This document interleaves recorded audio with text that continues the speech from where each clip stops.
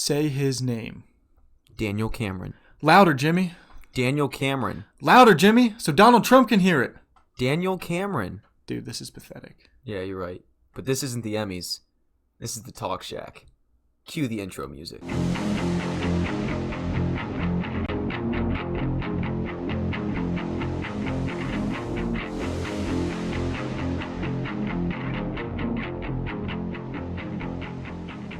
Welcome back to episode 3 of the Talk Shack. It's been quite the ride preparing for this one. There's been topic after topic after topic. This week's been nuts. Today we're going to be talking about Amy Coney Barrett, Trump's potential picks, Mitt Romney's surprising decision and why it's important, what the Democrats threaten to do if Trump does fill the seat, which he's most likely going to do. We're going to talk about Hunter Biden and his Russian ties, literally, possibly tying up Russian women. We're going to talk about Breonna Taylor and the grand jury indictment, which is probably that's the big story here. Yeah. If you couldn't tell from our intro. Yep. Oh, actually, before we get started, just want to put this out there. If you've been trying to get on our Facebook page, which I know a lot of you have, it's been deactivated. So thank you, Facebook. We're trying to work through that right now. I've sent them some information. It's under review, apparently. But thanks to COVID, they're understaffed. So literally, this was the message I got. We're understaffed due to COVID, so your information might not be reviewed. All this censorship, bro. I'm getting over COVID finally. Also, that's a good thing. Yeah, getting that voice back. Yeah, it's awesome. All right, so we'll just get right into. Yeah, I mean we can start with the potential picks. Yep. Go ahead. So saying we're gonna talk about Trump's potential picks to fill Ruth Bader Ginsburg's seat. There's kind of two women that have kind of come to the forefront here. The first one is Amy Coney Barrett. It'll most likely be her. It will most likely be her. And the second is, not really sure how to pronounce this, but Barbara Lagoa. Hey, man. Sounds right to you? Sure. I pronounce names wrong all the time, so. That's true. I don't know why I'm asking you. But we kind of looked through their resumes, both very highly qualified. And I don't think Trump could really go wrong with either one, but... Nope. So, Amy Coney Barrett, she's 48 years old. She's from Indiana, graduated from Notre Dame, and clerked for Justice... You're going to have to remind... Scalia. I think we got that wrong. Yeah, we said it wrong last episode. She clerked for Justice Scalia before returning to South Bend in 2002 as a law professor. Yeah. She's a devout Catholic with 7 kids. 7. That's crazy, man. I don't know how you juggle that and being in the Supreme Court, but... She seemed to do all right so far. Yep. She was appointed by Trump in the 7th U.S. Circuit Court of Appeals in 2017. Trey, you want to talk about Miss Barbara? Yes, I will. All right. So she's actually from Miami, Florida, graduated from Columbia Law School, which is actually the same school Ginsburg graduated from. She was appointed to the State Appeals Court by Jeb Bush in 2006, then to the Florida Supreme Court by DeSantis in 2019. And just months after that, Trump appointed her to the 11th U.S. Court Circuit of Appeals. So, like we said, both very highly qualified. We won't talk about this too much because we'll get the pick this weekend, and we'll be able to Saturday. Look at Trump's supposed to release his official statement on who he's picking, but at this point, we're all pretty certain it's going to be Amy Coney Barrett, and Democrats have already hopped on the train. Man, they're already slamming her. Yep. I mean, she's a Catholic, clearly anti-abortion. Although I believe she said that she respects. The precedent of that case and wouldn't overturn Roe v. Wade. So I don't know. Oh yeah, I don't see that getting overturned. Yeah, that would take a lot. Yeah. I guess on to Mitt Romney. Yeah, while we're talking about the Supreme Court pick. So you want to explain why that's or what he said this week, and then we'll talk about kind of the importance and why that might have been surprising. Yeah, sure. So I got a quote from Senator Mitt Romney. This is about him. They asked him, should Trump fill the seat? Does he have the power to do that? And Mitt Romney said, the Constitution gives the president the power to nominate and the Senate the authority to provide advice and consent on Supreme Court nominees. Accordingly, I intend to follow the Constitution and precedent in considering the president's nominee. If the nominee reaches the Senate floor, I intend to vote based upon their qualifications. That's pretty big, man. I mean, Romney's known for being probably the most liberal Republican ever. Definitely, and he's had his run-ins with Trump, so I mean, yeah, and the fact that they're lining up the same on that is pretty important. And honestly, like that quote you just read, I think that summarizes the issue so perfectly. Yeah. All this debate over whether Trump should or shouldn't, like, he's just saying it's a This is what the constitutional Constitution right. says. The president nominates someone, the Senate reviews votes it and on it. appoints. So, Yep. His decision basically ensures that Republicans are going to move forward with this. It's going to happen. oh yeah, I mean, it's already basically decided. Yeah. So, dude, I'm telling you what, I'm getting better, but the cough, man, the cough just won't leave. COVID, get out of me. Maybe if you would actually sleep at night, that might help. I'm too busy working, man. I'm on the grind. I've been on the grind lately. Call of Duty grind till 4 a.m. All right. We're professionals here. Oh, right. Yeah. Schoolwork. That's what we're doing. Yeah. No, but the Democrats, dude, this. I'm gonna try my best to keep my cool for this. So they're threatening to stack the courts, get rid of the Electoral College, and even add states if Trump fills this seat. Like, dude, they're really trying the if at first you don't succeed, try.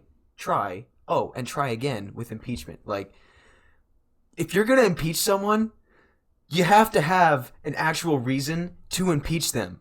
Like, someone please, anyone, give us a reason, a logical reason to impeach Trump. Oh, wait, you can't. There isn't one. Democrats, you're idiots. All right, Trevor, we might need you, Trev. Just a little bits in. Oh, sorry. You're right. I'm calm. We're good. So, Hunter Biden, right? What about Hunter Biden? I've been watching CNN all week, and I haven't heard anything. Of course not, dude. It's anytime something bad happens, and it affects the CNN, it's not going to come up.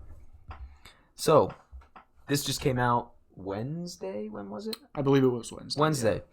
Hunter Biden received a $3.5 million wire transfer from one of the richest women in Russia. Actually, she's the former widow of the mayor of Moscow. She is referenced in the 87-page report that came out. You read most of that, didn't you? Well, not most. That was a long report. A lot of stuff there that really isn't all that important. But that $3.5 million wire transfer you talked about, like, that's only part of it. There was so much in that report in regard to the corruption and just all the issues during the Obama administration in Ukraine with regard to Hunter Biden. That's why it's not showing up on CNN. Who would have thought? No, so the statement was released on Wednesday, or the report, my bad, was released on Wednesday, addressing her payment to Biden's investment firm in early 2014. The report described her inclement with Biden as a financial relationship, but declined to go into any real depth as to why the transfer was made. It's been learned that she sent 11 wire transfers between May and December of 2015. They were made to a bank account belonging to BAK USA, a tech company that actually filed for bankruptcy in March of 2019. Now, 9 of those 11 transfers, listen to this. 9 of the 11 transfers were first sent to Rosemont Seneca Partners, the investment firm founded by Biden and Chris Heinz. I actually have, let me pull that up here. So between May 6th, 2015 and December 8th, 2015, she sent 11 wire transfers in the amount of $391,968.21. I believe 12 cents is what you meant to say. No. $0.21? Yeah. Or 1.2? No, it's 2-1. 2.1. All right, 21 cents. My bad. What are you doing? What are you doing? These numbers, man. That's it. Cancel it. We're scratching. We're starting over. I'm kidding. Don't do that. We'll work with it. This isn't an engineering school. 9 of the 11 transactions totaling $241,797. Whoa. I'm wearing sunglasses right now because we were going to have video for this and didn't work out. We had some problems, but we were working on that. So yeah, I need to take these off because I'm getting a headache and we're just starting to look like, I don't know. I'm telling you, man. Don't need it. Need sleep is what I need. Anyways, totaling $241,797.14 were sent from, I can't pronounce this girl's last name. Sent from the girl's account to Rosemont Seneca Thornton Bank account, which then transferred the money to the BAK USA account. The 11 transactions all listed loan agreement in the payment details. So, yeah, so I mean that's one specific example that's cited in this report. I mean, there's in Ukraine, in Russia. There's also Chinese Sounds like money Chinese laundering. issues here. No, I'll tell you what it is. The reports note that some of those transfers are possibly linked to what looks like Eastern European prostitution or human trafficking ring. I think we might be looking at the wrong family. Everyone's trying to pin Russia and Trump as, I don't know if Trump's in bed. I think Hunter Biden's literally in bed with The Russians. the Russians. All of the Russians. All the Russians. All the Russians. And Just the women. Maybe not just the women. Who Maybe knows, man? Guys the can be men trafficked. I mean, come on. and the children do. I don't know. But yeah, he literally sat on the board at Burisma, right? The name of that corporation in Ukraine. Yep. Made millions of dollars. And it turns out that corporation was extremely corrupt. They literally paid off the prosecutor general to not investigate them. Wow. Like there's so much in this report. Wait. Why would you, if there's nothing to investigate, why would you pay them off not to investigate you? Well, that doesn't- obviously they didn't do anything wrong, but Yeah, they didn't want to be investigated. It just looks bad, and True. figured it was worth a couple $1 million. Listen, man, while Hunter Biden was busy paying Russian and Eastern European women that appear to be linked to human trafficking, Ivanka Trump was helping to secure $100 million to stop human trafficking. So yeah, I'm going to say no to Joe. Was that on CNN? Of course not. No, dude, that's just a distraction from how bad Trump failed COVID. This is all that Just CNN, like the peace in the Middle East. Trump's just trying to distract us. The last week, from what I understand, this is all CNN's said. All this drama and garbage going around is just trying to distract people, take the view away from Trump and all his failures with how he's handled COVID. Well, yeah, and people are CNN just saying it's a right-wing conspiracy theory, basically. But this was literally the U.S. Senate Committee on Homeland Security and Governmental Affairs. This is very serious report. I wouldn't necessarily call it a distraction. Oh, definitely not. Or a conspiracy theory for that matter. Exactly. It's backed up. There's evidence. The there's conspiracy is testimony. that it doesn't exist. That's usually how conspiracy theories work. Mm-hmm. They go against the paperwork and all that. Well, that's just how crazy everything is right now. And we'll get into the Breonna Taylor situation, and people still just don't get it. They've come out with all the evidence, all the facts. Daniel Cameron made an amazing statement the other day, and yet Louisiana is burning right now. It's just insane. Did I say Louisiana? Yeah. You meant Louisville. I meant Louisville. Louisville, Kentucky. Yeah. It's close enough, right? Not really, no. Louis. We'll start with Louis. Pretty much States, Sure. the same. Countries. I don't even No know. one ever wants to go there, so it's fine. Either one. I like Kentucky. I've never been there. I heard they You get get down to the- good fried chicken. I Down know. to the I know. Derby? Trevor likes Kentucky fried chicken. Yeehaw! I thought we were being nicer to Trevor this episode. Sorry, Trevor. Sorry. Dude, let's get back to this. So, yeah. We're still going to wait for more to come out on Hunter Biden, see how that situation plays out. The reports just came out this week. So, I'm just now seeing tweets from major players, and they're just now talking about it. So, it's going to take a little bit for this to all get underway and see what they're going to do about it. But Yeah. it's definitely going to be a major controversy as we approach the election. I hope they don't brush it under the rug. I know the media is going to try to get that to happen, but It's just so hard to ignore. When you look at all the stuff that's cited in there. yeah. So we're going to go ahead and get into the Breonna Taylor situation. Dre, I had you do all kinds of research for this. That way we get the facts straight, because this is such a touchy subject. It's so, I almost say controversial, but it's not. It's become so controversial, which is honestly almost as tragic as the events itself.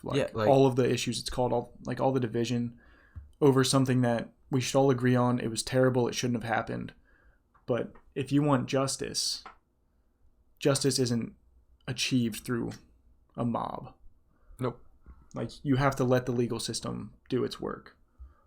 So You want to take it away, man? yeah, so I'd actually like to start out with a quote from that Daniel Cameron press conference, because I think the way he phrased this was just really good, and I don't think we could really put it any better. So he started out and said, "I urge everyone listening today to not lose sight of the fact that a life has been lost, a tragedy under any circumstances. The decision before my office as the special prosecutor in this case was not to decide if the loss of Miss Taylor's life was a tragedy. The answer to that is unequivocally yes." So starting out, just showing that he recognizes it's a terrible thing.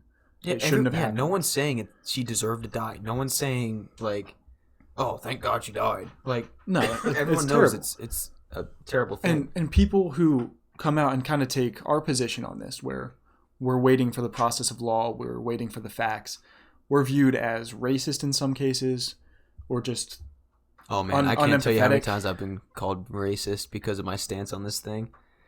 I got the affidavits. I got the facts. I got the interview of the cop and the boyfriend right after it happened. Like, if you want to argue with me, man, I can send you all kinds of stuff. My name's Seth Kendall. Hit me up. We can talk all about it. Anyway, so yeah, go ahead and continue. We got quite a bit here. We do. But it's good though, because I mean, this is so fresh. It's so, what am I trying to say? Like, it's just so. No matter who you are, you know about this and you feel a certain way about it. Yeah, And I mean, it's hard not to have a stance on it, but it's just sad that people are taking stances based on emotion and just completely disregarding the facts. Oh yeah, the facts came out. Daniel Cameron laid them out, told us what happened, and still, we're watching the news and dudes walking down the street with an AR, a baseball bat. That U-Haul shows up and they're unloading all these items to protest with. Like, who protests with a baseball bat? Like, you're gonna whatever. You're not just going out to protest. Peaceful not be protesters, violent. they do that. Yeah, I'm sure. But like, you just can't get away from it either. Like, we're watching the Celtics Heat game, and Oh my word, yeah. and commentators are just, they keep bringing it up. They keep mentioning how much of an injustice it is. All the players talking about it, all this say her name. I get it. It's terrible that it happened, but why would race come into this, right? She was a black woman. Solely because she's black. This is viewed as a racial issue just because she's black, not because, like, you can't assign any kind of racial motive. Let's address the elephant in the room here. If that was dude, that was mean. That was mean. That was a low blow, bro. No, but hear me out. I love you. If that was a white guy or girl, no one would care. No. And no one would care. And here's the thing, right? The law is in place so that... Call me racist for saying that. And then tell me why I'm wrong. Oh, wait. I'm not.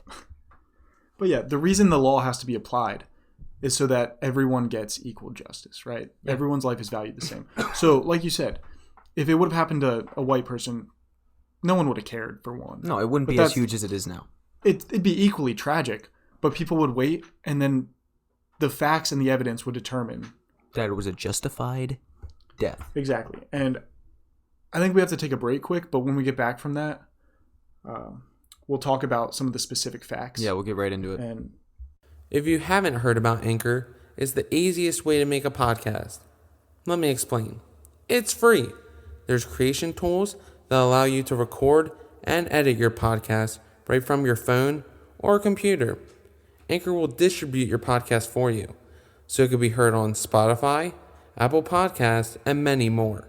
You can make money from your podcast with no minimum listenership. It's everything you need to make a great podcast in one place. Download the free Anchor app or go to anchor.fm to get started. And we're back. Thank you, Trevor, for the ad. You are valued and appreciated. yes. First time tonight. This is the first time. Yes. Trevor, your life matters. Your life does matter, Trevor. All lives matter. Oh, I'm just, we don't even need to go there. You said it. You can't take it back now. Hey, it's on the podcast. Unless we recorded. Unless we re-record the whole thing, but not about to do that. We're not going to do that tonight. Nah, bro. Yeah, so, I'm sorry, Mama, for your grandson's ignorance. All right.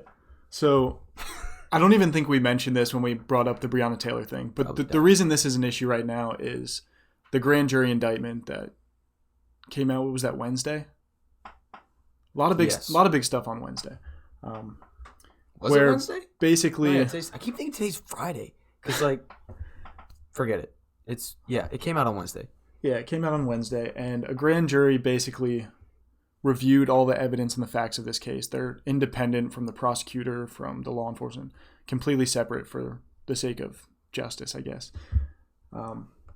And they basically came to the conclusion, and they indicted one of the officers, Officer Hankison. Brett Hankison, on 3 counts of wanton endangerment. Of the first degree. Which can be anywhere between 1 to 5 years in prison. Yep.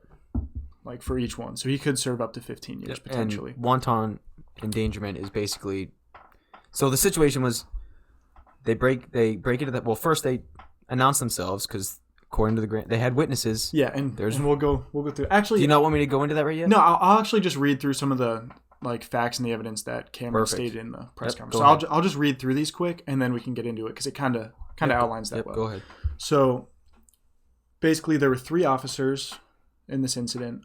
They actually weren't involved with the surveillance or the investigating or obtaining the warrant. They were simply there to execute it. They had been briefed on it just before that happened, so they weren't involved at all before that. They had a warrant. They executed it by both knocking and announcing themselves. They had a no-knock warrant, but they chose not to do that. They ended up knocking anyway. Yep, knocking and announcing themselves. And there was a witness who confirmed that. Yes, there is.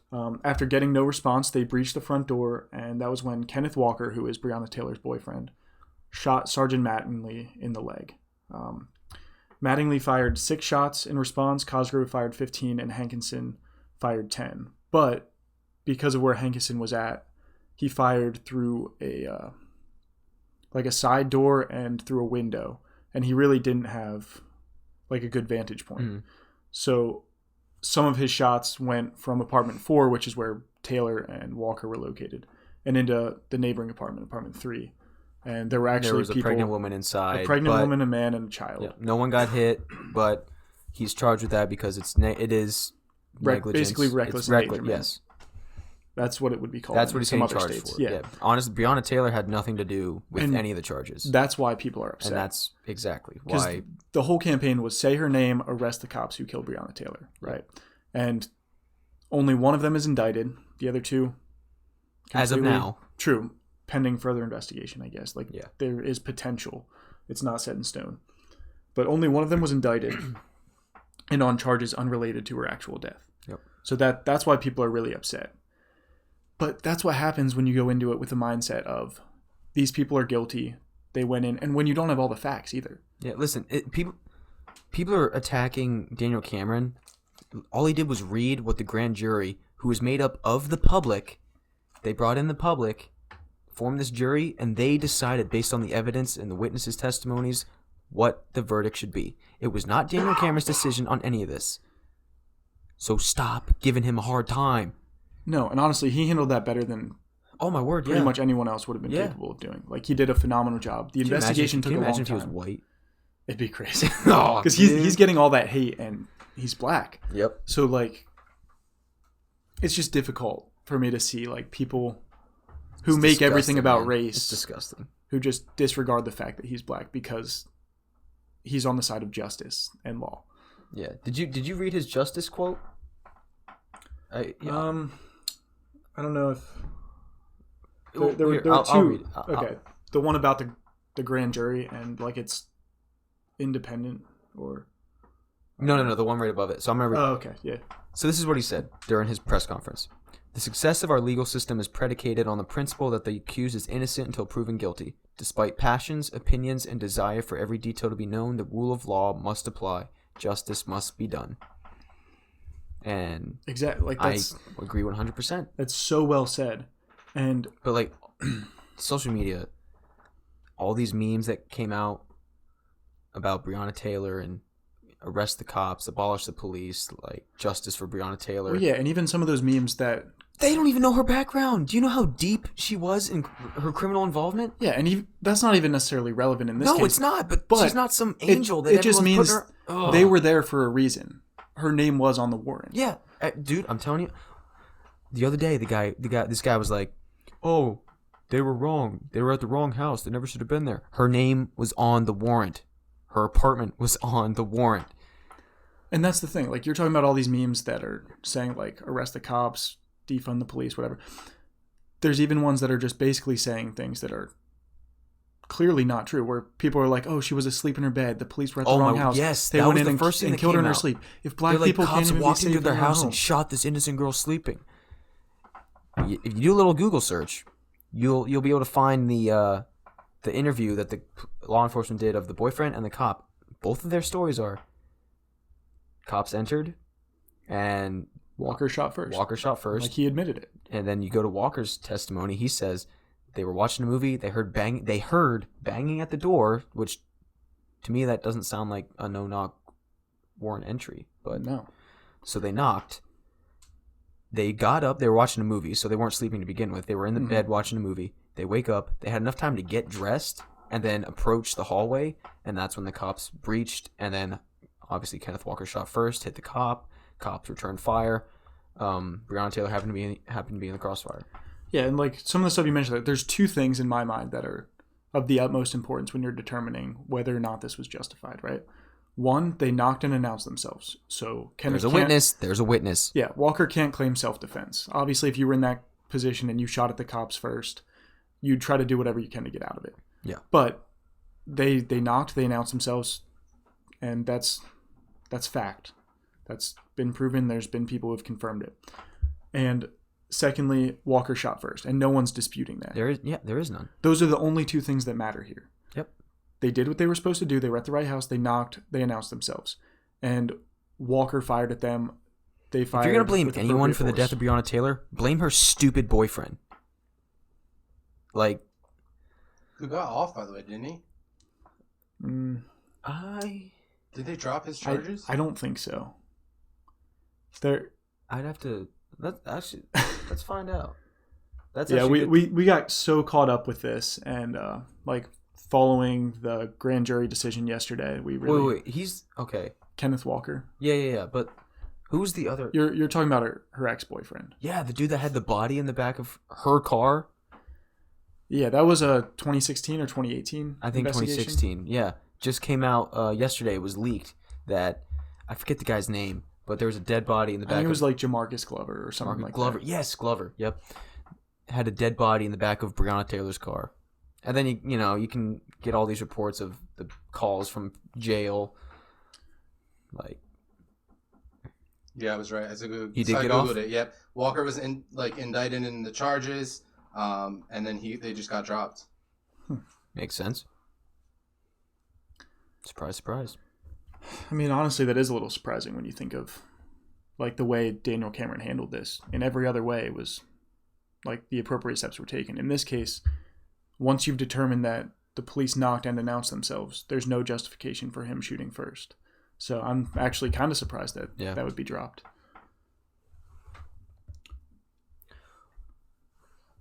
Manley fired 6 shots. Yeah, that's about all we got for the Breonna Taylor situation. I'm going to go back and address our Facebook issue because that bugs me. And I've had a lot of messages from a lot of people that are asking, hey, what happened to the Facebook page? So for all of you that are trying to get on the Facebook page, we're deactivated right now for not following the community guidelines and standards. Maybe if you stop using hate speech. Whatever that means. Yeah. Yeah, bro. Come on. Yeah. If you were a better person, we'd still have our Facebook. Yeah. So, oh my word. Man. It's the Lord's will. Typical liberal personal attacks, man. Throw the facts out the window and just go for my heart. Go for the jugular. Or the femoral vein if you're Walker. No, but I want to talk about Facebook's censoring of conservatives. This is a huge deal, and it's really annoying because they've even tried to get my personal account too. Mm-hmm. Like they've threatened to. They locked me out of my personal account for a couple days. Yeah, I mean, that's honestly really surprising because it's not like we have such a large following that it's even worth, like, censoring. You know what I mean? Like, we've heard the stories of, like, Steven Crowder with YouTube and all that. But we're already demonetized on YouTube, only 2 episodes in, so I'm feeling proud. Steven Crowder, if you're listening to this, you should be proud of us. We're following in your footsteps. I'm telling you, Steven Crowder is not listening to this. What? Come on. Maybe he'd let us borrow Bill. Oh yeah, half Asian lawyer Bill. He'd get us remonetized in no time. Yeah, we got a couple questions we could ask him. No, so for a while there wasn't any real proof of the social media bias against conservatives, but then a man called James O'Keefe, I think it's how you say that, O'Keefe, yeah, and Project Veritas. So Project Veritas, this is so cool. So they infiltrate these companies as like reporters, sometimes even. Let me get this right.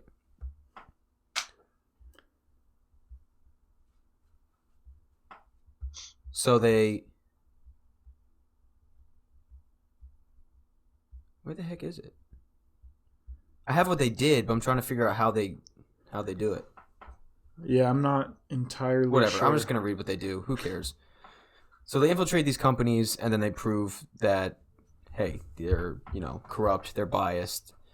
So they proved that Acorn was as fraudulent as they appeared. And if you don't remember about Acorn, actually, I'm gonna finish reading this. You look up Acorn, all caps. I want to talk about that actually. They proved Planned Parenthood was selling the body parts of babies they were aborting. They proved that Bernie Sanders' campaign workers were violent and threatened to burn cities down if he wasn't given the DNC nomination for president.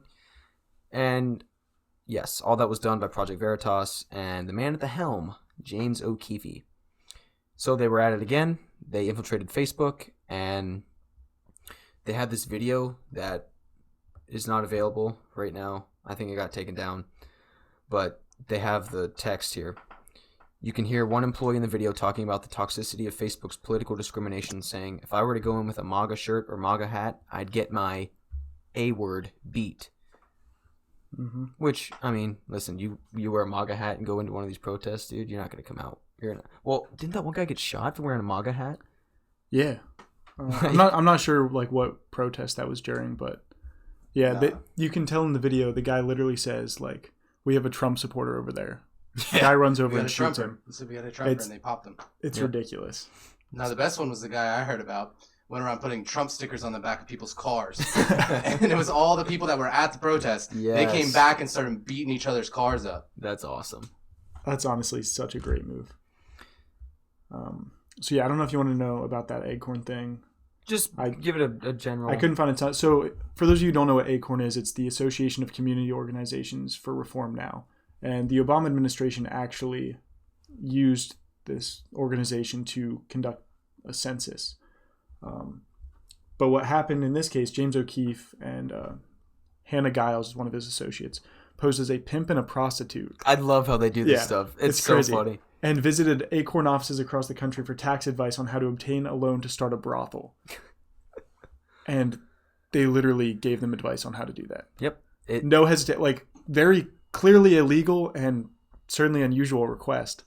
And it's crazy. No hesitation. Yeah. What are you talking about? People don't just go start brothels? Yeah, true. Not in this country. That's what we should have done. Why are we starting a podcast, man? We're in the wrong profession, I think. Yeah, that's no. No. You know what? Forget I said that.